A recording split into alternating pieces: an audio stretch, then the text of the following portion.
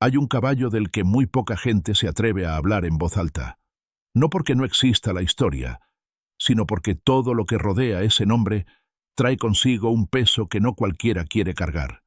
Se llamaba el Plateado, y si alguien te dice que ese animal era simplemente un caballo, es porque nunca lo vio correr. Nunca escuchó el ruido que hacía cuando sus cascos golpeaban la tierra seca del Triángulo Dorado, ese sonido entre trueno y relámpago que hacía voltear a todos los hombres presentes, sin importar qué tan ocupados estuvieran contando billetes o discutiendo apuestas. El Plateado no pedía atención, la tomaba, y hubo un hombre, uno solo en todo México, que dijo que ese caballo era suyo y que no había dinero en el mundo capaz de quitárselo. Y antes de que nos metamos de lleno en esta historia, compadre, si los corridos y los caballos te corren por las venas igual que a mí, dale al botón de suscribirse, que esto apenas está comenzando, y lo que viene es para los que de verdad le saben al rancho. Ese hombre ya lo conoces, compadre. Su nombre se ha dicho en corridos, en titulares de periódicos, en conversaciones que se bajan la voz cuando llega alguien desconocido. Joaquín Archibaldo Guzmán Loera, el Chapo. Y lo que pocos saben, lo que casi nadie cuenta completo, es que entre todas las cosas que ese hombre acumuló en su vida, entre todas las que perdió, ninguna le dolió como perder a él Plateado. No como se pierden los negocios, ni como se pierden las batallas contra el gobierno, sino de esa manera silenciosa en que se pierden las cosas que nunca fueron tuyas, aunque las quisieras con todo. Acaba de pasar algo que tiene a la gente del rancho todavía sin palabras, algo que los viejos que estuvieron ahí ese día no terminan de explicar bien, porque cuando lo cuentan, se les traba la voz a la mitad. Hoy te voy a contar esa historia completa, desde el principio, desde el potrero donde nació ese animal, hasta el día en que todo se derrumbó, y luego, de alguna manera que nadie esperaba, volvió a levantarse.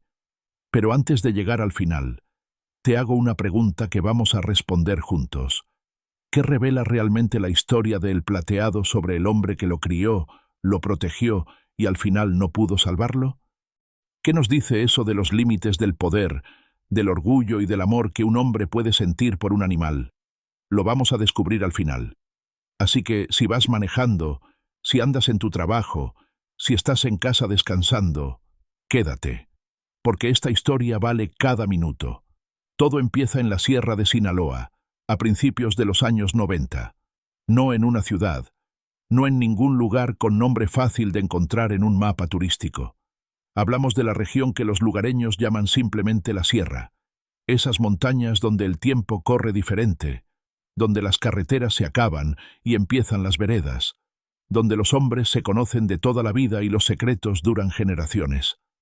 Ahí, en un rancho sin letrero y sin dirección postal, nació un potro de pelaje color plata, casi blanco, pero no del todo, con manchas que parecían moverse dependiendo de cómo le daba el sol. La madre era una yegua cuarto de milla de buena sangre, que un criador de Culiacán había vendido a buen precio. El padre, un semental que los viejos del rancho decían que tenía sangre americana, de esos caballos que en los Estados Unidos corrían en pistas de 400 metros y ganaban fortunas. El hombre que recibió ese potro como pago de una deuda fue don Refugio Valenzuela, un ranchero de mediana edad que había criado caballos toda su vida sin hacerse rico con eso, pero tampoco sin pasar vergüenzas.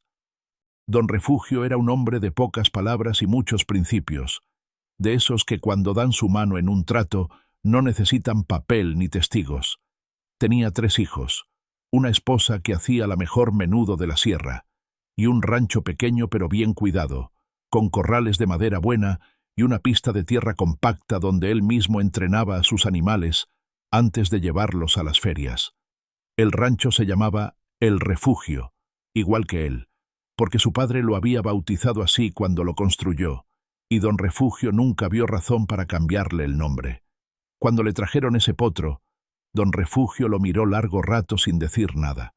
Lo rodeó despacio, le vio los remos, le revisó los cascos, le miró los ojos, y luego dijo una sola cosa: «Este animal es diferente». No lo dijo con emoción ni con alboroto. Lo dijo como quien declara un hecho, tranquilo, seguro, con la misma voz con la que hubiera dicho que iba a llover o que el maíz estaba listo para cortar. Esa noche le puso nombre, el Plateado, porque bajo la luz de la luna, ese pelaje parecía hecho de metal. Lo que don Refugio no sabía todavía era que ese potro iba a cambiar el rumbo de su familia para siempre, y no precisamente de la manera que él hubiera elegido. Los primeros 2 años, el Plateado creció en el rancho de don Refugio, sin que nadie más le pusiera los ojos encima. Era un animal que desde chico mostró un temperamento particular. No era bronco, no mordía ni coceaba sin razón, pero tampoco era manso. Era como si supiera exactamente cuánto espacio necesitaba y lo defendiera sin drama, con una calma que daba respeto. Los peones del rancho aprendieron rápido a tratarlo con cuidado, no por miedo, sino porque ese caballo transmitía algo que era difícil de explicar. Una dignidad, le llamaba don Refugio. Este animal tiene dignidad, decía, y la gente asentía aunque no todos entendieran bien a qué se refería. Había en los ojos del Plateado algo que te hacía detenerte. No era ferocidad ni mansedumbre. Era una especie de inteligencia tranquila, como la de un hombre viejo que ha visto mucho y ya no necesita demostrar nada. Los caballos jóvenes que entraban al rancho a veces se ponían nerviosos cerca de él, aunque el Plateado no los provocara, como si sintieran que estaban cerca de algo más grande que ellos.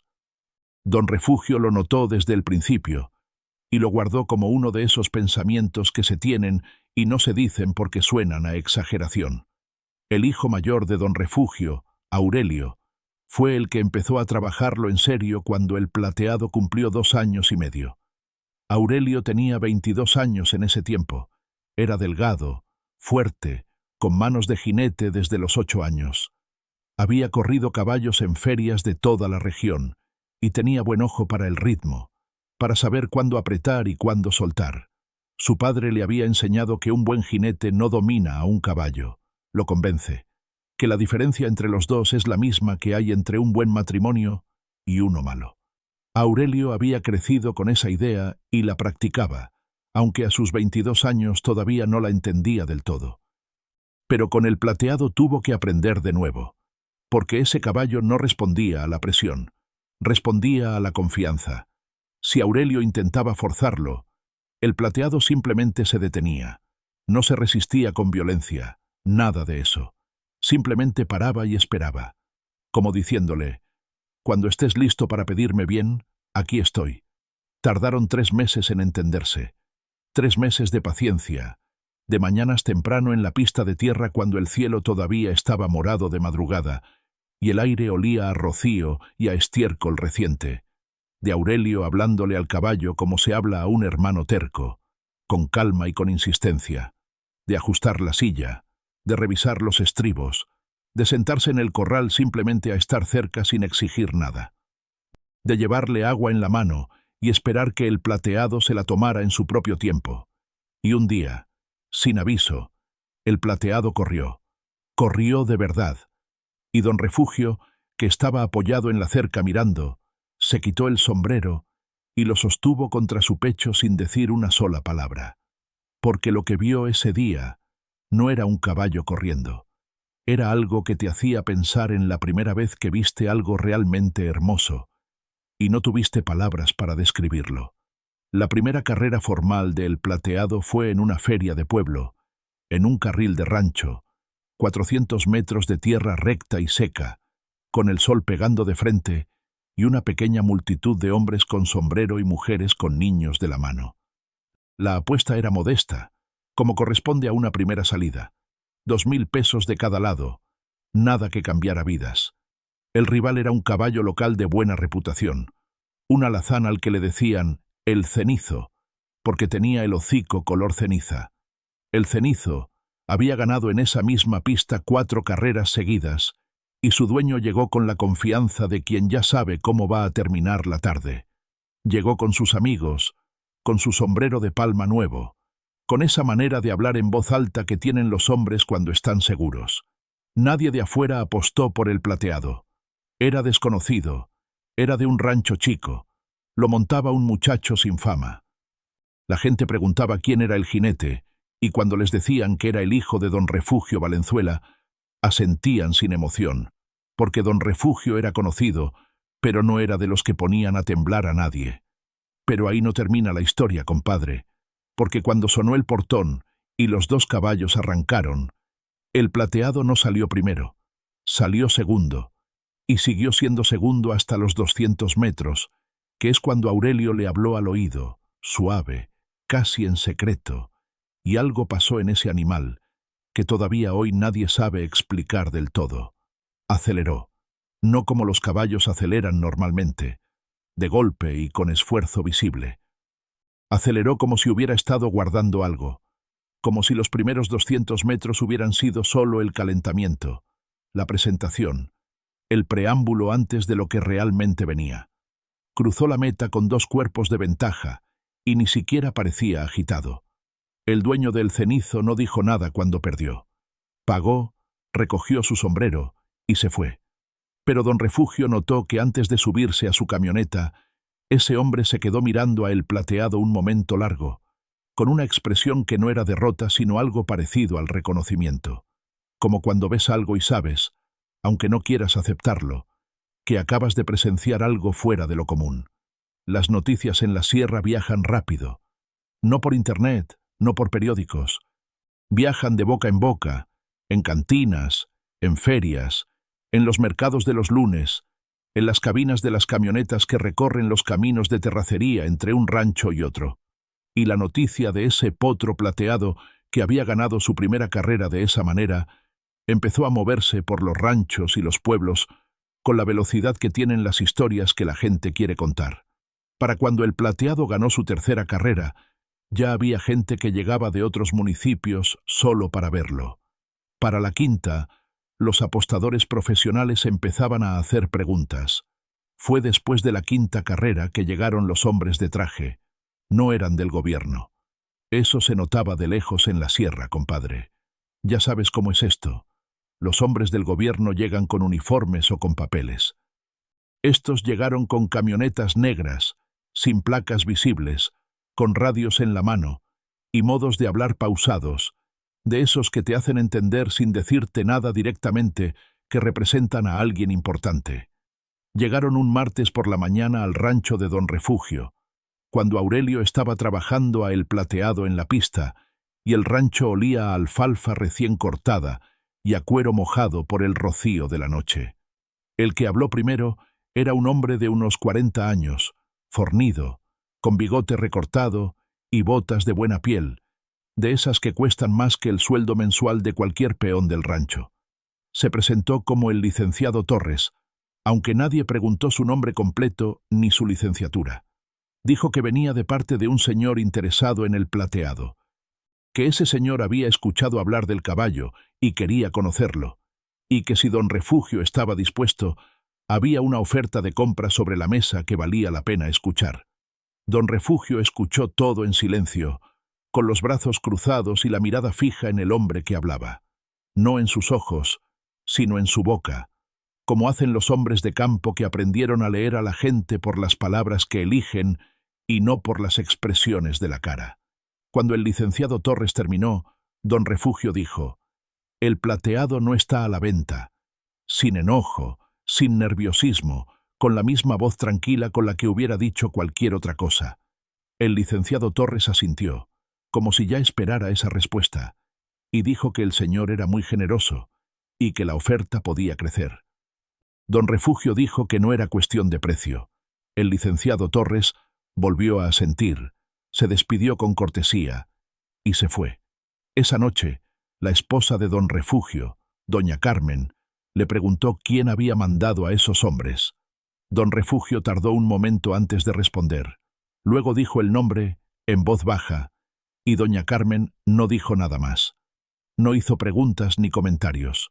Solo se persignó despacio y fue a revisar que la puerta del patio estuviera bien cerrada. Porque ese nombre no necesitaba explicación en la sierra de Sinaloa. Era el nombre que todos conocían y que pocos pronunciaban sin bajar la voz primero. Si andas chambeando mientras escuchas esto, Pon un poco más de atención en este punto, porque aquí es donde la historia empieza a cambiar de color. El Chapo Guzmán, para ese entonces, a mediados de los 90, era ya el hombre más poderoso de su región y uno de los más buscados del país. Pero en la sierra, entre la gente que lo conocía de toda la vida, había una dimensión de ese hombre que los periódicos nunca contaron bien. Era un hombre de rancho, en el fondo. Había crecido entre animales, entre tierra y trabajo duro, y esa parte de él nunca desapareció, aunque llegara a tener el poder que llegó a tener.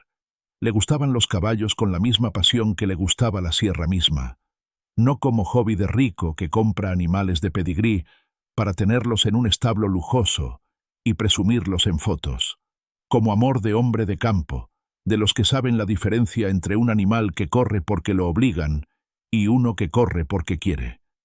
Cuando le contaron de El Plateado, el Chapo no mandó a comprar el caballo de inmediato como hubiera hecho cualquier otro hombre con su poder.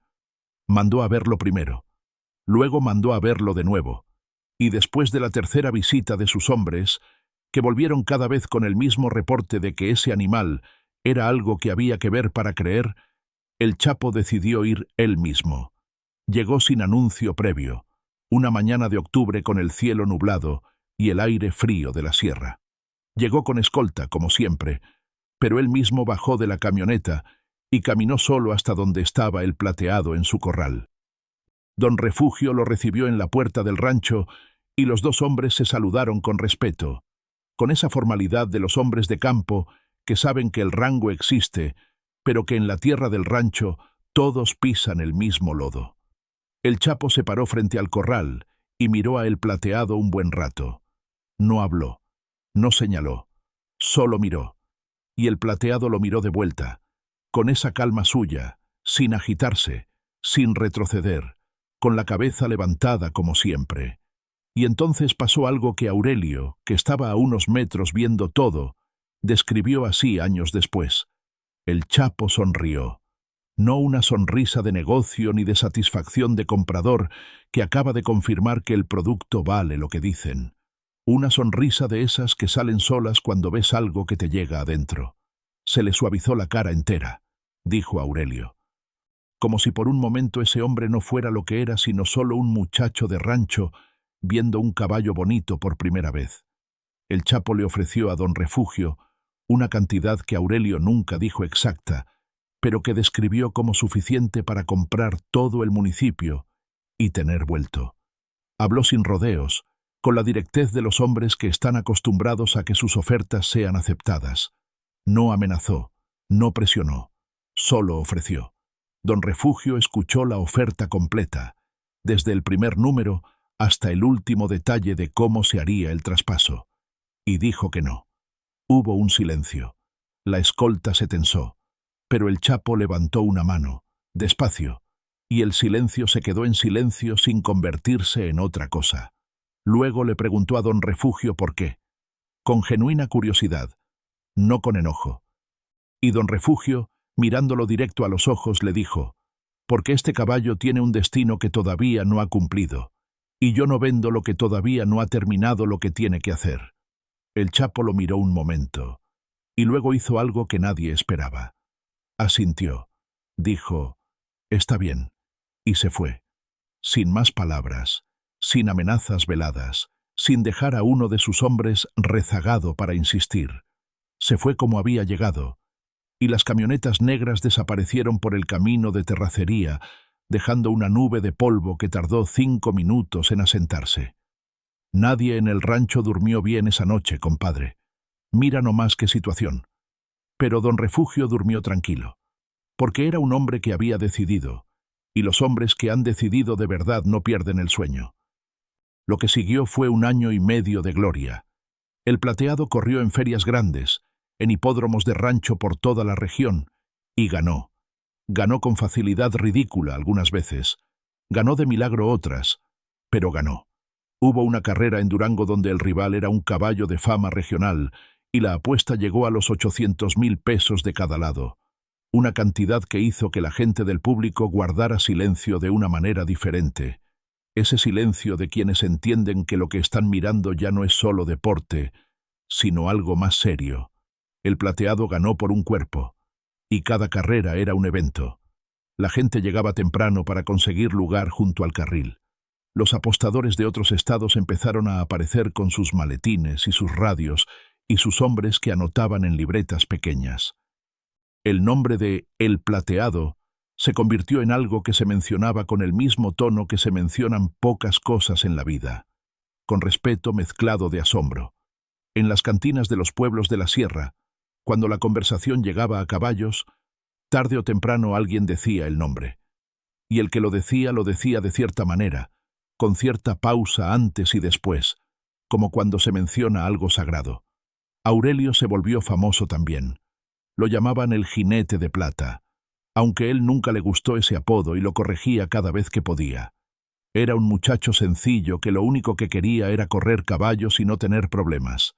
Que le alcanzara para vivir bien, que su familia estuviera bien, que el caballo estuviera bien. Eso era todo lo que pedía.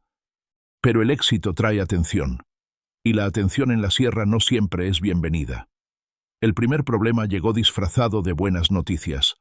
Un empresario de Culiacán, un hombre llamado Rodrigo Fonseca Bernal, con dinero en bienes raíces y en ganadería y en otras cosas que no se declaraban en los registros públicos, llegó a ver a don Refugio con una propuesta diferente. No quería comprar a El Plateado, quería asociarse. Quería poner dinero para llevar al caballo a carreras más grandes, a hipódromos de primera, a cruzar incluso hacia el norte donde los premios se medían en dólares y la gente que apostaba tenía un nivel diferente.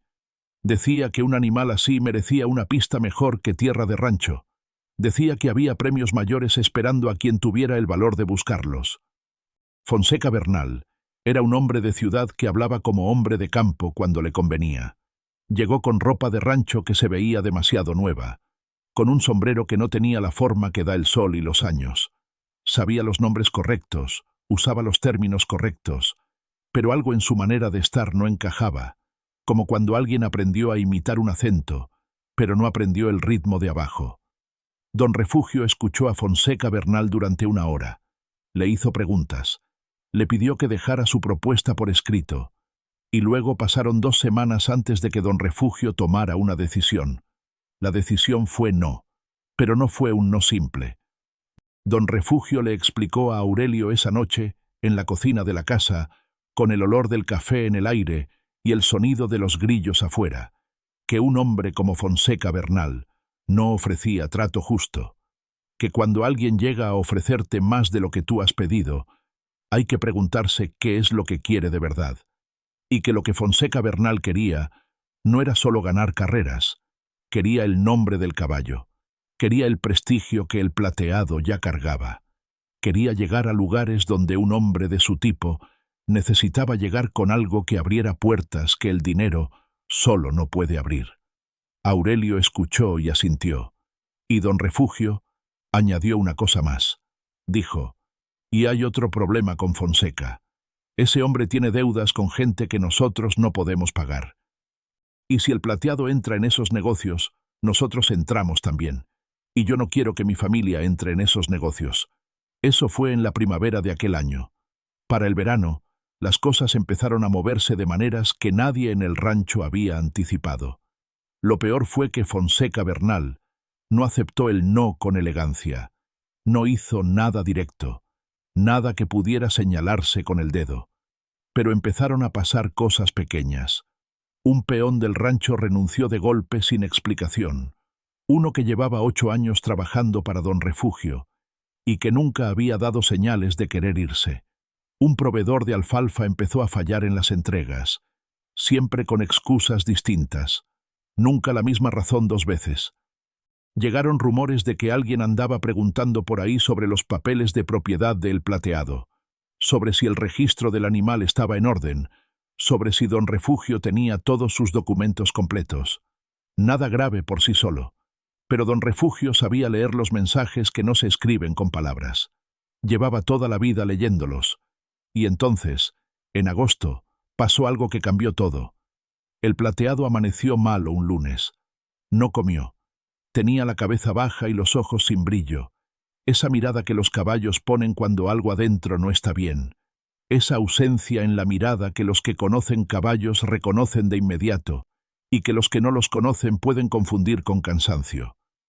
El veterinario que llegó al mediodía dijo que podía ser cólico, que había que observar, que no se desesperaran. Pero Aurelio, que conocía a ese animal como conocía su propia mano, sabía que esto era diferente. No era el cólico normal de un caballo que comió algo que no le cayó bien. Era algo más hondo. Se quedó en el establo toda la noche, sentado en el suelo junto al caballo, hablándole en voz baja como lo hacía desde que el Plateado era potro. Le contó cosas, le contó de la primera carrera, de cómo la gente no había apostado por él y de cómo él los había dejado callados a todos. Le contó de la carrera en Durango. Le contó que don Refugio había rechazado la oferta del Chapo por él, lo cual era algo que Aurelio consideraba uno de los actos más valientes que había visto en su vida. Y el caballo escuchaba, o al menos eso parecía, con los ojos entrecerrados y la respiración lenta. Al tercer día, el caballo empezó a mejorar. Comió un poco, levantó la cabeza, y Aurelio soltó el aire que había estado aguantando sin darse cuenta. Pero el susto había sido real. Y don Refugio, que en esos 3 días había envejecido visible, como si el cuerpo le hubiera cobrado algo que venía guardando, tomó una decisión. Llamó a su compadre de toda la vida, un hombre llamado Evaristo, que trabajaba cerca de personas cercanas al Chapo, no para vender al caballo, sino para pedir protección, porque don Refugio había llegado a la conclusión de que solo había una manera de mantener a el Plateado a salvo de Fonseca y de quien estuviera detrás de Fonseca, y era poner al animal bajo un paraguas que nadie se atreviera a tocar. Era una decisión difícil, de esas que se toman cuando todas las demás opciones ya se acabaron. Don Refugio no la tomó con ligereza. La tomó después de 3 noches sin dormir bien y de muchas conversaciones en voz baja con doña Carmen. La respuesta llegó en menos de 48 horas. El Chapo aceptaba, pero ponía una condición, y la condición no era dinero ni porcentaje de las apuestas. La condición era simple. Quería ver correr a el Plateado, en persona, en una carrera que él mismo organizara. Una carrera grande, con rivales de verdad, con apuesta de verdad. Una carrera que el mundo de los caballos de rancho fuera a recordar. Don Refugio aceptó. Ponte cómodo, compadre, porque aquí es donde la historia se pone de verdad gruesa. La carrera se organizó para octubre de ese año, en un rancho privado entre los límites de Sinaloa y Durango, en una planicie que los locales conocían como la Mesa Larga, por su forma extendida y plana entre las montañas. Era un lugar que no aparecía en ningún mapa oficial, pero que la gente del rancho conocía bien desde generaciones atrás. Había servido para reuniones de todo tipo a lo largo de los años, y tenía una pista de tierra que alguien había construido con cuidado en algún momento del pasado, y que los dueños del terreno mantenían en buen estado, porque sabían que tarde o temprano volvería a usarse. No era un evento público en el sentido formal, pero la gente de la región que necesitaba estar invitada, fue invitada. Había hombres de dinero, hombres de poder, criadores de caballos de 3 o 4 estados, apostadores de reputación y algunos personajes que llegaron sin ser anunciados y que nadie preguntó quiénes eran porque, en ese tipo de eventos, hay preguntas que no se hacen. Había comida, había música norteña tocada en vivo por un grupo que llegó desde Mazatlán, había mesas con bebida y el aire olía a carne asada desde temprano, a leña y a tierra recién mojada por el riego que habían puesto la noche anterior para apaciguar el polvo del carril. El rival del Plateado era un caballo llamado el Guerrero del Norte. Era propiedad de un criador de Sonora, un hombre serio y rico llamado don Macedonio Buitimea, con sangre americana en sus caballos y con una reputación de 25 años en el mundo de las carreras cuarto de milla. El Guerrero del Norte había corrido en pistas de primer nivel en Texas y Arizona, había ganado premios que se medían en dólares americanos y tenía un pedigrí que don Refugio nunca había podido soñar para sus animales. Era un caballo negro, enorme, con musculatura de estatua y una presencia que hacía que los demás caballos en el área de calentamiento se pusieran nerviosos. Sus cuidadores llevaban equipo profesional, cronómetros de precisión, raciones de alimento medidas al gramo. Era otro mundo comparado con el rancho de Don Refugio.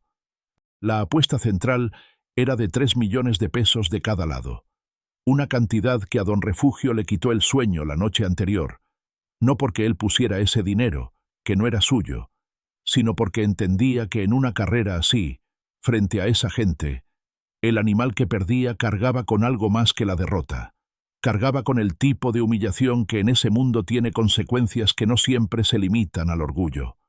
Aurelio pasó esa noche en el establo con el plateado. No durmió. Habló con el caballo, le dio agua con su mano, le cepilló el pelo hasta que brilló como nunca, hasta que cada pelo estaba en su lugar, y el pelaje plateado capturaba hasta la poca luz del establo y la devolvía multiplicada. Y antes del amanecer, en ese silencio de la sierra que solo existe entre las 4 y las 5 de la mañana, cuando ni los pájaros han empezado todavía y el mundo parece suspendido entre la noche y el día, Aurelio le dijo al caballo en voz muy baja: «Tú sabes lo que eres, yo lo sé. Hoy nomás muéstraselo a ellos». El día de la carrera llegó con sol limpio y viento del norte, ese viento que en la sierra baja de las montañas y huele a pino y a tierra fría.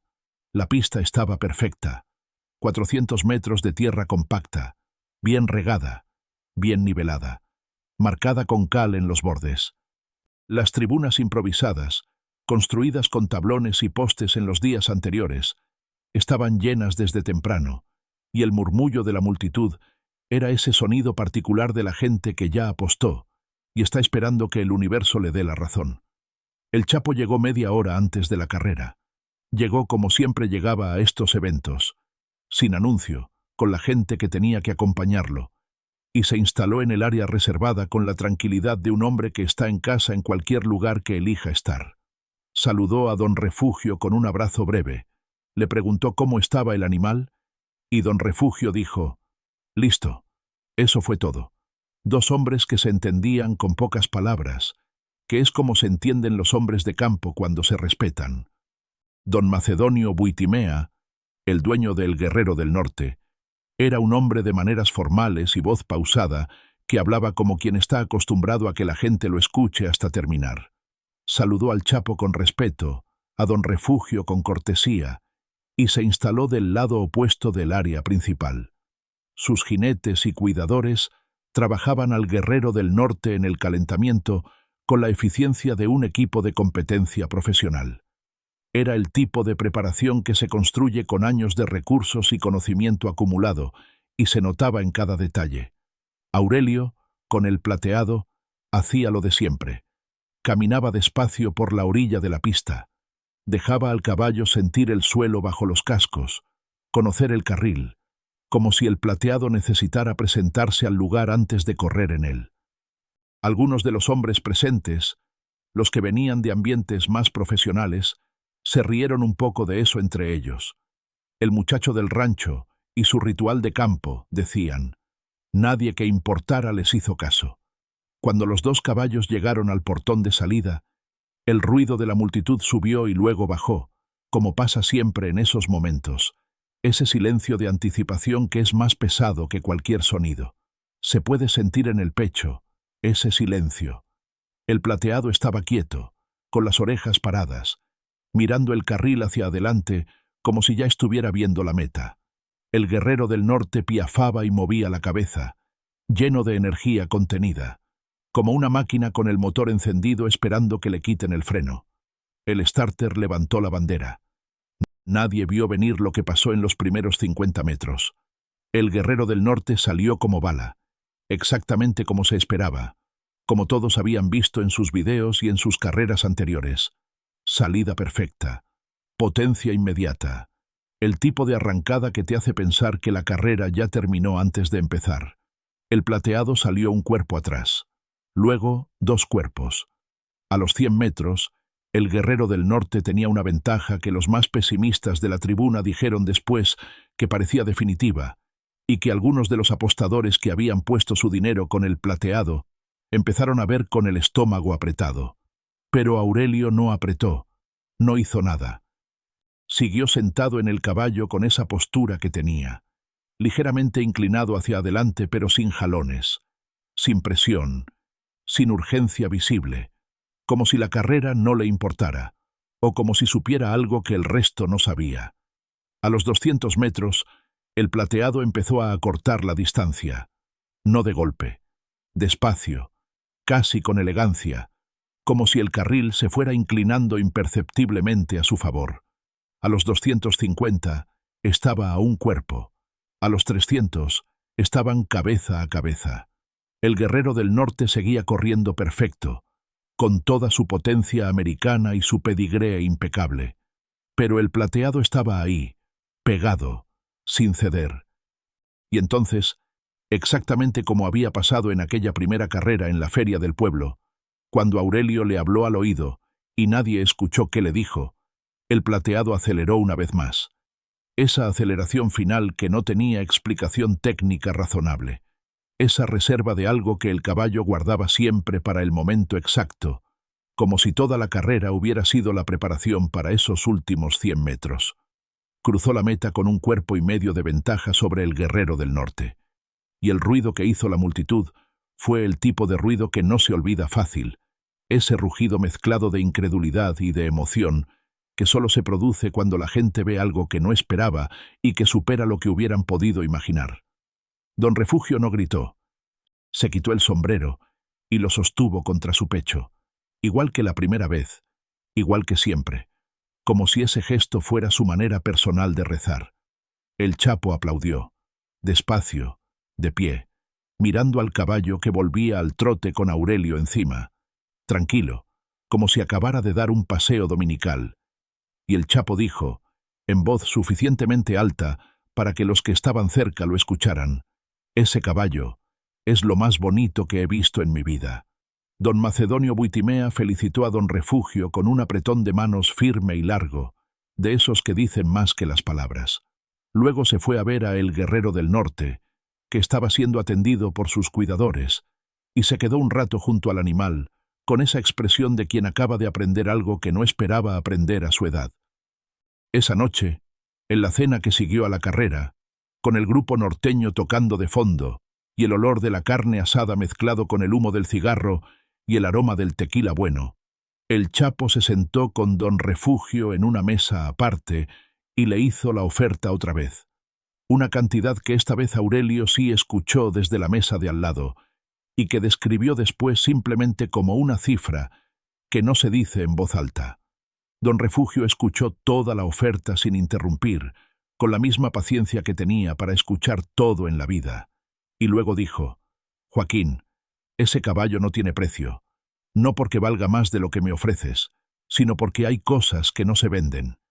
El Chapo lo miró un momento. Luego preguntó, «¿Ni por tu familia?» «No como amenaza, compadre, que eso hay que dejarlo claro. Como pregunta real, con tono de hombre que quiere entender genuinamente por qué otro hombre dice no, cuando cualquier hombre cuerdo diría que sí». Don Refugio respondió, «Mi familia está bien, y así va a seguir». El Chapo asintió una vez, lento, y cambió el tema. Hablaron de la sierra, de los caballos en general, de cómo habían cambiado las carreras en los últimos años. Hablaron como dos hombres de campo que comparten mesa y que tienen más cosas en común de las que cualquiera de afuera supondría. Y cuando la cena terminó y la gente empezó a despedirse, el Chapo le dio la mano a don Refugio y le dijo, «Usted es un hombre de palabra, don Refugio. Eso vale más que cualquier caballo. Pero ahí no termina la historia, compadre. Lo que nadie vio esa noche, lo que solo Evaristo supo y guardó durante años antes de contarlo, fue que Fonseca Bernal también había estado en ese evento, no invitado por el Chapo, sino colado por sus propias conexiones, en una mesa del fondo, sin llamar la atención, bebiendo despacio y observando todo con los ojos de un hombre que está calculando. Fonseca Bernal había visto la carrera, había visto la reacción del Chapo, había visto cómo don Refugio rechazaba la oferta por segunda vez, y en la cabeza de Fonseca Bernal estaba tomando forma un plan que era, en el fondo, la cosa más peligrosa que existe, un plan nacido de la envidia de un hombre que tiene mucho, pero quiere lo que no puede comprar. Los meses que siguieron fueron tranquilos por fuera y tensos por dentro. El plateado siguió corriendo, siguió ganando, siguió acumulando leyenda. Don Refugio siguió diciendo que no a cada oferta que llegaban con más frecuencia y de personas cada vez más importantes. Y Aurelio siguió siendo el jinete que nadie podía explicar bien, ese muchacho de rancho que hacía que el mejor caballo de la región corriera como si tuviera alas escondidas. Pero algo estaba cambiando en el ambiente de maneras difíciles de nombrar. Pequeñas cosas que por sí solas no significaban nada, pero que juntas formaban un patrón para quien sabía leer esos patrones. Uno de los hombres del Chapo que solía llegar al rancho a saludar dejó de aparecer sin explicación. Un rumor llegó de Culiacán de que Fonseca Bernal había estado en reuniones con gente del gobierno federal, de esas reuniones donde se habla de información a cambio de cosas que no se dicen en voz alta, pero que todos entienden. Don Refugio no sabía si el rumor era cierto, pero sabía que los rumores en la sierra no nacen de la nada. Y entonces llegó la primavera del año siguiente, con sus flores de verano adelantadas y sus noches todavía frías. Y con la primavera llegó el momento que cambió todo para siempre. Era un jueves por la tarde, con el sol todavía alto pero ya sin el calor del mediodía, cuando llegaron los federales al rancho. No llegaron solos. Llegaron con vehículos oficiales, con órdenes escritas, con el tipo de papeles que en la sierra significan que alguien muy arriba tomó una decisión muy costosa de revertir. El polvo que levantaron al entrar por el camino se vio desde lejos, y algunos de los peones que estaban trabajando en el potrero lo vieron y se miraron entre ellos con ese silencio que precede a las malas noticias. Dijeron que venían por los animales, que había una investigación en curso, que el rancho y todo lo que había en él quedaba bajo resguardo mientras se aclaraban situaciones que en ese momento no podían detallar con más precisión. Don Refugio preguntó por los cargos concretos. Le mostraron documentos que no entendió del todo, llenos de lenguaje legal construido para confundir, con su nombre y el nombre del rancho, y el nombre de personas que él no conocía o apenas conocía de vista. Alguien lo había conectado, en papel, con actividades que no eran suyas, y con gente con la que él no tenía relación real. Alguien que sabía cómo funciona la maquinaria de la ley cuando se le apunta en la dirección correcta y se le da el combustible adecuado. Fonseca Bernal. Don Refugio lo supo en el momento en que vio los papeles, aunque su nombre no aparecía en ninguno de ellos. Lo supo con esa certeza que no viene de las pruebas, sino de conocer cómo funciona el mundo donde uno vive. Se llevaron los caballos, todos, incluyendo a el plateado. Aurelio estaba en el establo cuando llegaron y lo apartaron con malos modos cuando intentó interponerse. Vio cómo metían a el plateado en un remolque del gobierno, cómo el caballo entraba sin resistencia, porque el plateado nunca resistía con violencia lo que no podía cambiar, pero con esa cabeza levantada que tenía siempre, con esa dignidad que don Refugio siempre decía que era lo más particular del animal. Y Aurelio dice que el plateado se le quedó viendo en el momento en que cerraron la puerta del remolque. Solo un segundo, mientras la puerta se cerraba. Pero que en ese segundo hubo algo entre los dos que no tiene nombre en español, ni en ningún otro idioma que Aurelio conociera. Don Refugio no lloró. Doña Carmen sí. Y eso fue lo más duro de ese día, porque don Refugio no recordaba haber visto llorar a su esposa desde el entierro de su madre, 20 años atrás. La noticia llegó al Chapo esa misma noche, y lo que siguió fue una de esas movidas de poder que ocurren en lugares donde los hombres que mandan no son los que aparecen en los noticieros ni en las fotos oficiales.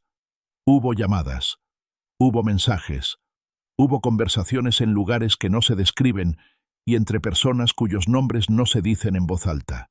El Chapo tenía el brazo largo. Eso era sabido por todos en la región. Pero el gobierno federal, cuando decide moverse de verdad, cuando alguien desde adentro le da el empujón correcto con la información correcta, tiene un brazo más largo todavía. Y Fonseca Bernal había sabido exactamente dónde empujar. Esto no te lo voy a contar como si yo estuviera adentro de esas conversaciones, compadre, porque nadie que las haya tenido ha salido a contarlas con lujo de detalle. Lo que sí se sabe, lo que Evaristo contó años después cuando ya no había razón para guardar silencio, es que el Chapo intentó recuperar a El Plateado por los canales que él conocía, que llegó a ofrecer cosas que no eran solo dinero, que hubo una respuesta negativa desde un nivel donde incluso el Chapo tenía que detenerse y recalcular. Esos niveles existen, aunque la gente prefiera creer que el poder no tiene techo. Siempre hay un techo. A veces solo lo encuentras cuando ya te pegaste contra él. Fonseca Bernal, mientras tanto, había desaparecido del mapa. Literal. Un día estaba en Culiacán con sus oficinas abiertas y sus socios disponibles, y al siguiente sus teléfonos no contestaban y sus locales tenían los vidrios oscuros y los letreros sin luz. Nadie supo decir con certeza si fue el gobierno el que lo movió a otro lugar como parte de algún acuerdo, o si fue el Chapo el que lo encontró primero, o si Fonseca simplemente fue suficientemente listo para desaparecer solo antes de que cualquiera de los dos lo alcanzara. Esas son las historias que en la sierra se dejan sin final, porque el final imaginado suena a mentira y el final real nunca se confirma oficialmente.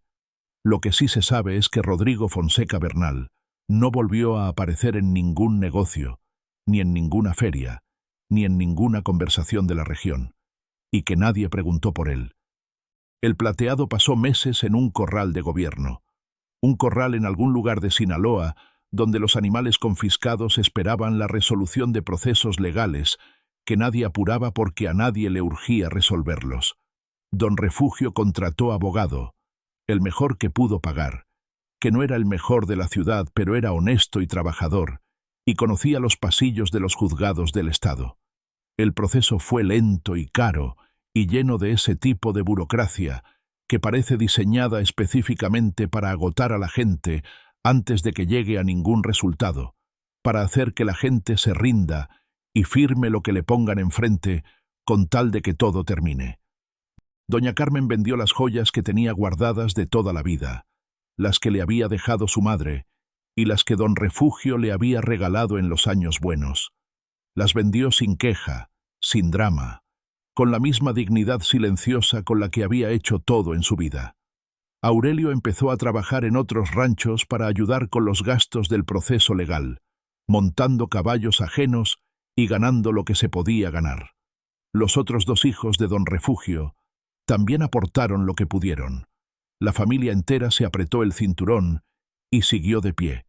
Y fue durante esos meses de espera y de gasto y de incertidumbre que don Refugio empezó a escribir. Nadie sabía que lo hacía hasta que Aurelio lo encontró una noche en la cocina con un cuaderno y una pluma, escribiendo despacio con su letra de hombre que aprendió a escribir tarde y nunca tuvo caligrafía bonita, pero sí ideas claras. Le preguntó qué escribía. Don Refugio cerró el cuaderno un momento. Luego lo abrió otra vez y se lo pasó. Era la historia de El Plateado. Desde el primer día, cada carrera, cada oferta rechazada, cada madrugada en el establo, cada detalle que don Refugio había guardado en la memoria con la misma precisión con la que guardaba los datos de sus animales. Aurelio leyó 2 páginas y no pudo seguir porque se le nublaron los ojos. Le preguntó a su padre por qué escribía eso. Don Refugio respondió, porque si algo sale mal, alguien tiene que saber cómo fue de verdad. No la versión de los papeles del gobierno, no la versión de los chismes, la versión de los que estuvimos ahí. Pasaron 8 meses, 8 meses largos, del tipo que se sienten como 2 años, y entonces llegó una noticia que nadie esperaba, desde una dirección que tampoco nadie anticipaba. Un juez de distrito, un hombre al que don Refugio nunca había visto ni sabía que existía, firmó una resolución que declaraba nulos los fundamentos del decomiso de los animales del rancho por vicios en el procedimiento. La resolución era técnica y aburrida de leer, pero su significado era simple. Se habían equivocado en cómo hicieron las cosas, y eso invalidaba lo que habían hecho. Los animales tenían que ser devueltos.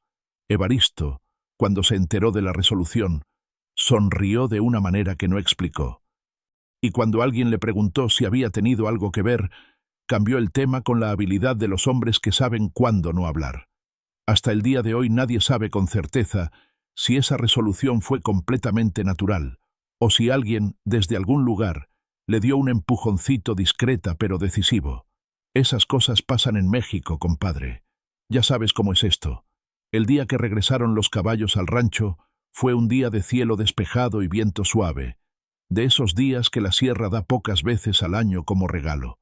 Don Refugio estaba en la puerta del rancho cuando llegó el remolque, igual que siempre había estado en esa puerta para recibir y para despedir. Doña Carmen estaba a su lado.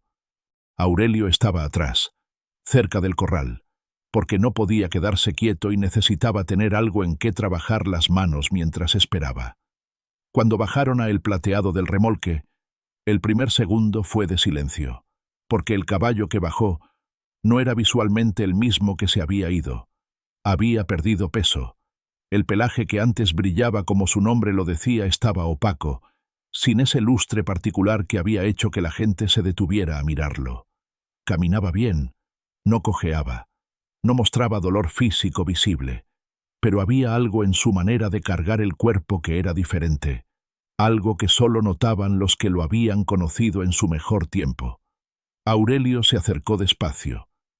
El Plateado lo olió, levantó la cabeza un poco, y entonces hizo algo que Aurelio describió siempre como el momento más importante de ese día.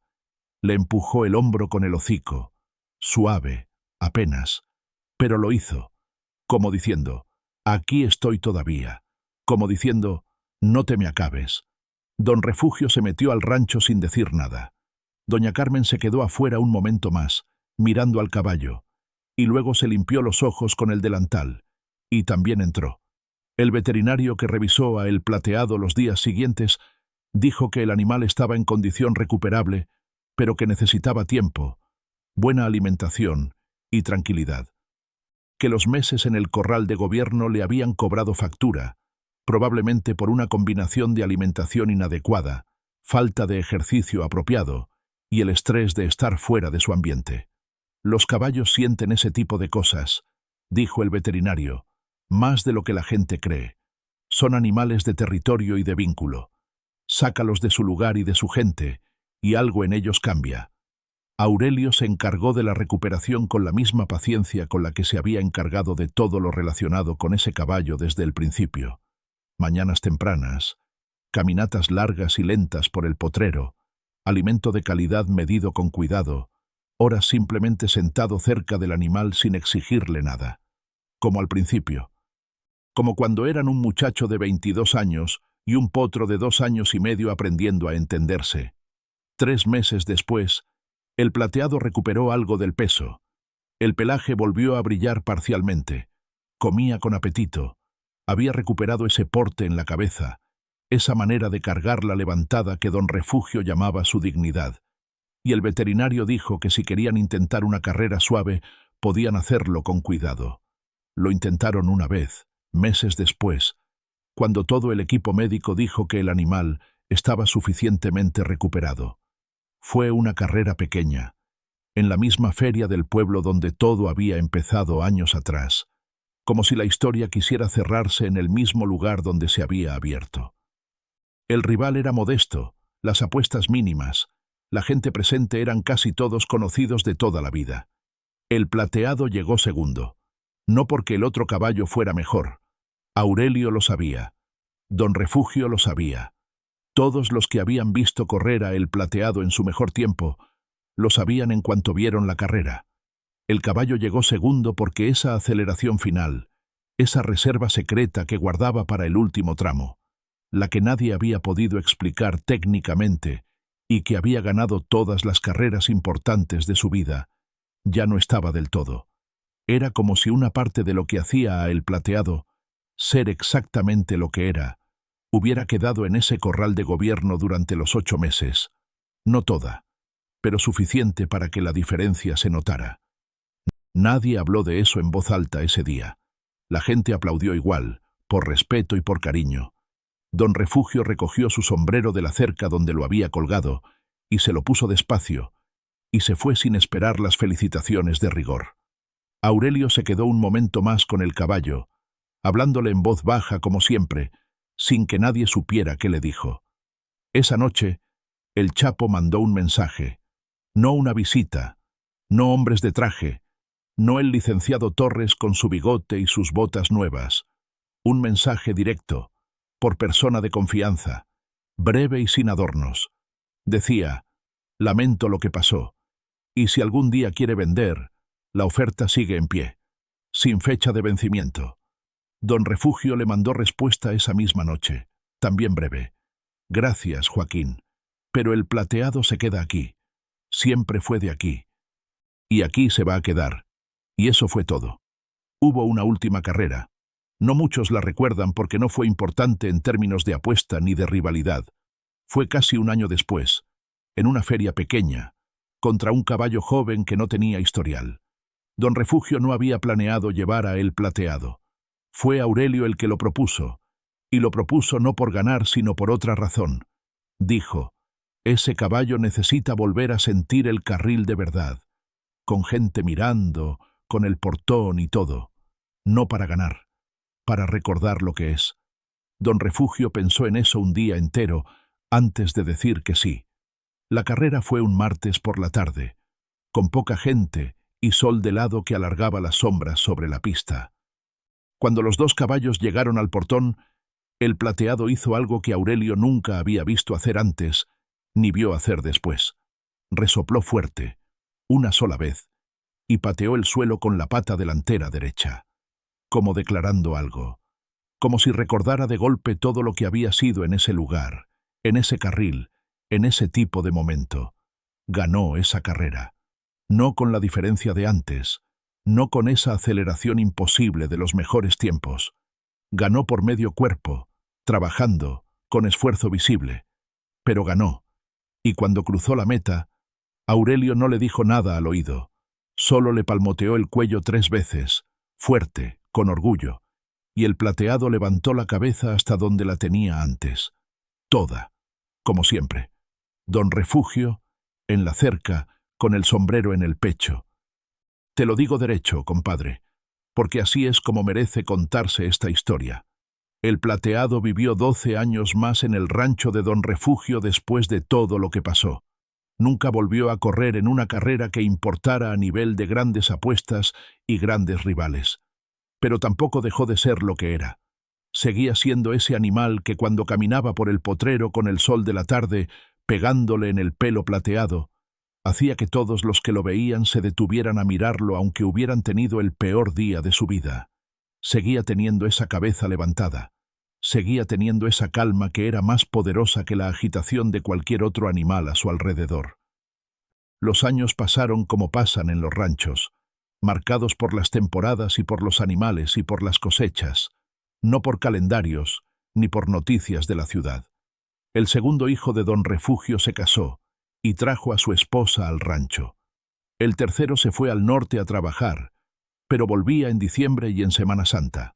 Doña Carmen siguió haciendo el mejor menudo de la sierra y siguió siendo la persona más sensata del rancho, que es el cargo más importante en cualquier familia, aunque no tenga nombre oficial. Aurelio nunca se fue. Algunos de sus amigos le preguntaban por qué se quedaba, si podía ir a correr caballos en lugares más grandes, ganar más dinero, hacerse un nombre fuera de la sierra. Aurelio siempre respondía lo mismo: aquí está lo que importa. Y señalaba al potrero donde El Plateado pastaba con la tranquilidad de los animales viejos, que ya no tienen nada que demostrar. Don Refugio murió antes que el caballo, de vejez tranquila y sin dramas, en su cama, con doña Carmen de la mano y sus hijos cerca. Dicen que los últimos días, cuando ya no podía levantarse, le pedía a Aurelio que lo paseara en la silla de ruedas hasta la ventana que daba al potrero, para ver a El Plateado desde ahí, y que el caballo, como si lo supiera, se acercaba siempre hasta el área más cercana a la ventana, cuando Don Refugio estaba ahí mirando, como si entre los dos hubiera un hilo invisible que funcionaba incluso con la distancia y la enfermedad. La última conversación que tuvieron, si se puede llamar conversación a lo que fue un atardecer de marzo con el cielo naranja y el aire quieto de fin de día. Don Refugio miraba al caballo desde su ventana, y Aurelio estaba a su lado. Don Refugio dijo, en voz muy baja: «Valió la pena. Todo». Aurelio no preguntó a qué se refería exactamente porque no necesitaba preguntar. Lo que era claro, era claro. Don Refugio murió esa misma semana, en paz, como mueren los hombres que no deben nada y no traicionaron nada. El Plateado murió 3 años después, en una madrugada de noviembre, tranquilo, en su establo. Aurelio lo encontró al amanecer, como lo había encontrado todo en la vida de ese animal, siendo el primero en llegar. Estaba echado en el suelo del establo, con los ojos cerrados y el cuerpo relajado, como si simplemente hubiera decidido dormir un poco más y se hubiera quedado en ese sueño. No había señales de sufrimiento, solo de quietud. Aurelio se sentó en el suelo junto a él, como lo había hecho tantas veces, y se quedó ahí un buen rato sin decir nada. Luego le habló en voz baja una última vez. Nadie sabe qué le dijo. Es la única parte de esta historia que Aurelio nunca contó. El Chapo, para cuando eso pasó, ya llevaba años en una historia diferente, en una de esas historias que no terminan en ningún rancho, sino en lugares que no tienen nada de sierra ni de caballos, ni de madrugadas con olor a alfalfa y cuero húmedo. Pero la gente del rancho dice que cuando le llegó el mensaje de que el Plateado había muerto, guardó silencio un momento antes de seguir hablando de lo que estaba hablando. Un momento nada más, pero que ese momento dijo más que cualquier palabra que hubiera podido decir. En el rancho, enterraron a el Plateado en el potrero donde había pasado la mayor parte de su vida. No pusieron lápida ni nombre. Solo plantaron un árbol de palo blanco encima, de esos que en la sierra crecen derechos y duran generaciones. Aurelio dice que cuando el árbol estuvo suficientemente grande para dar sombra, se convirtió en el lugar donde la gente del rancho se sentaba cuando necesitaba pensar en silencio, como si el terreno guardara algo de lo que había sido ese animal, como si la tierra supiera lo que había cargado. Hay un verso que en esa región canta la gente cuando quieren recordar al Plateado, un verso que alguien inventó y que se fue pasando de boca en boca como se pasan los corridos de verdad, sin autor conocido y sin fecha exacta de cuándo nació. No nació para la pista ni para la feria. Nació para mostrarle al mundo lo que es un rey. Lo intentaron comprar, lo intentaron romper, pero el Plateado nomás le respondía a su gente. 4 líneas. Sin más. Pero en la sierra, las historias más importantes siempre caben en pocas palabras. El resto lo pone quien escucha. La pregunta que pusimos al principio era esta. ¿Qué revela realmente la historia del Plateado sobre el hombre más buscado de México? Y la respuesta, después de todo lo que hemos recorrido juntos hoy, no es lo que muchos esperarían. No revela que el Chapo era invencible ni que su poder no tenía límites. Revela exactamente lo contrario. Revela que hubo algo en su vida que quiso con toda su fuerza y no pudo tener.